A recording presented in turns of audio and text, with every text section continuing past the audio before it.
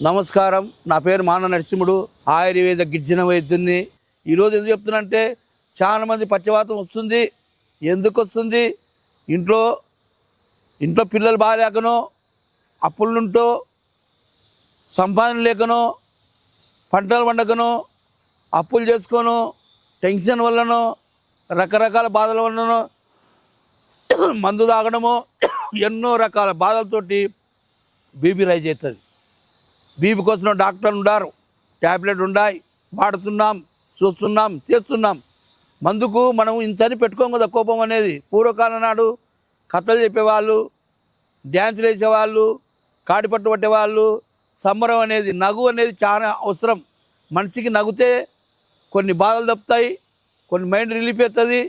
ఆ నగ అనేది చాలా ఇష్టం. నగరికి ఎవరుంది ఇప్పుడు? ప్రతిసారి సీరియస్ నగరే లేదు. పంచాయతీలు లేవు, కథలు లేవు, కారణాలు లేవు, ఏం లేవు. వస్తే సెల్లులో బొమ్మలు చూడాలా, లేకుంటే టీవీ చూడాలా, లేకుంటే కొట్లాడాలు చూడాలా, లేకుంటే సంపుకోడాలు చూడాలా, లేకుంటే బాధలు చూడాలా.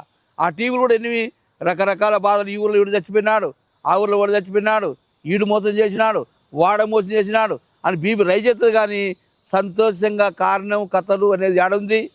అవన్నీ పోయినాయి. కాబట్టి ఈరోజు చాలా మందికి బీపీ వస్తుంది, చాలా మంది రకరకాల పక్షవాతం వస్తుంది, రకరకాల మైండ్లు నరాలు లాక్ అయిపోతున్నాయి. ఈ చక్కగా లాక్ కాకుండా, ఈ పక్షవాతం రాకుండా, ఈ కోపం లేకుండా మంచిగా ఉండాలనే ఒక కోరికతో నువ్వు వీడియో తీసినాను.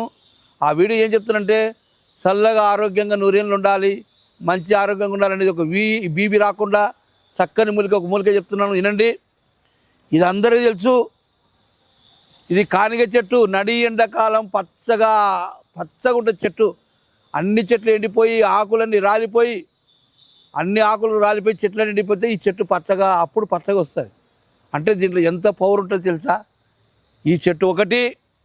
బెల్లపచ్చలాకంటారు, గడ్డి చామ అంటారు, నల్లల్లం అంటారు, అది ఒకటి. తర్వాత బలా చెట్టు ఒకటి, తర్వాత నాగముచ్చ చెట్టు ఒకటి, తర్వాత ఏగి చెట్టు ఒకటి, తర్వాత తెల్లమద్ది చెట్టు ఒకటి. ఈ అన్ని 6 రకాల చెట్లు సమూల వేర్లు కలుస్తాయి. ఏర్లు తెచ్చుకొని శుభ్రంగా దాంట్లో ఒక 4 కేజీలు ఎల్లిపాయలు తెచ్చి రసం తీసి, ఆ ఏర్లు మొత్తం ఎల్లిపాయలు వేసి, ఆ ఏర్లు ఉడికిచ్చి, రసం అయిపోయే వరకు ఉడికిచ్చి, అవి ఆరబెట్టి పొడి చేసి, ఆ పొడినిలో బెల్లమైన కలుపుకోవచ్చు, షుగర్ లేకుంటే డైరెక్ట్ పొడిని తీసుకుంటే. మీకు బీపీ స్టార్ట్ అయిందంటే వచ్చే వరకు చూడాకండి, వచ్చినాక వాడదాం అనుకోకండి. చిన్నపిల్లలు కానీ పెద్దోళ్ళు కానీ ఈ చూర్ణము పొద్దున పూట అన్నంలో, ఒక ముద్ద అన్నంలో ఒక చెంచా పొడి వేసుకొని తినాలి. సాయంత్రం పూట ఒక ముద్ద అన్నంలో ఒక చెంచా వేసుకొని తినాలి. తింటే మీ బీపీ మీ కంట్రోల్ ఉంటుంది. నరాలు దెబ్బతినవు, బీపీ రైజ్ కాదు. నువ్వు కొట్లాడుకో, కేసులాడుకో, ఎగులాడుకో, దుంకులాడుకో, కింద మీద పడి పొరలాడు, ఎన్ని టెన్షన్ ఉండని బీపీ పెరగదు. బీపీ పెరగకుండా నరాలు బాగుంటాయి. నరాలు బాగుంటే రక్త పరిశోధన బాగా అవుతుంది. తర్వాత బీపీ రాకుంటే బీపీ వల్ల షుగర్ రావచ్చు, రకరకాల వ్యాధులు రావచ్చు. ఈ వీడియో ఎందుకు ఇస్తున్నంటే, చాలా మందికి ఉపయోగపడాలి. చాలా మందికి 100లో 70 మందికి బీపీ ఉంది. 25 మంది బాగుంటారు, 70 మందికి బీపీ. సంపాదించుకున్నోనికి బీపీ, లేనోనికి బీపీ, ఉన్నోనికి బీపీ, బిచ్చానికి బీపీ, బీదోనికి బీపీ. ప్రతి ఒక్కరి బీపీ. ఈ బీపీ ఎందుకు వస్తుంది?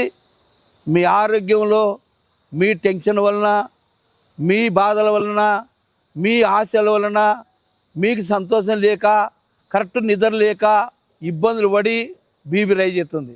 అందుకోసం వీడియో ఎందుకు ఇస్తున్నంటే, ఆదివాసి గిరిజనుడు వైద్యుడు.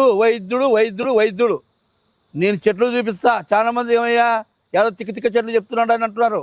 ఆ చెట్టు గురించి మీకు తెలిస్తే మాట్లాడండి, తెలియకుండా నా కాడికి రండి, నన్ను వచ్చి నా కాలర్ పట్టుకోండి. నేను వైద్యం చూపించకుండా కరెక్ట్ కాకపోతే చెంచానా అని మీరు చెప్పండి.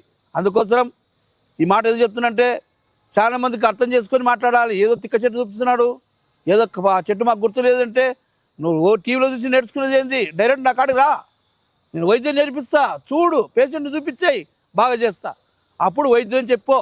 అందుకోసం ఈ వైద్యం నేర్చుకోండి. బీపీ అందరికి అవసరమే, అన్ని డాక్టర్లకు అవసరమే, అందరికి వైద్యం అవసరం. ఈ బీపీ మందు నా కాడ దొరుకుతుంది. ప్రతి డాక్టర్కి మీరు మందులు ఇస్తుంటారు, వైద్యం ఇస్తుంటారు. తిన్నప్పుడు బాగుంటుంది, లేకుంటే లేదు. శాశ్వతంగా బాగా కావాలని అందరికీ నమస్కారం పెట్టి హైదరాబాద్ ఒక నంబరు, కర్నూలు ఒక నంబర్ ఉంటుంది. ప్రతి డాక్టరు, ప్రతి వైద్యుడు, ప్రతి పేషెంటు రాకముందుకు చూసుకోండి. బీబీ రైజ్ అయినప్పుడే మొదలు పెట్టుకోండి. ఇది ఇంత అంతా నెల 2 నెలలు కాదు, సత్యంత వరకు, ముక్కున్నంత వరకు పరిచయం తప్పదు. రోగం మంచిన్నంత వరకు రోగాలు తప్పవు. బీబీ రాకుండా చూసుకోండి అని అందరికి, అక్కలకి, వైద్యులకు, డాక్టర్లకు నమస్కారం పెట్టి తీసుకుంటాం.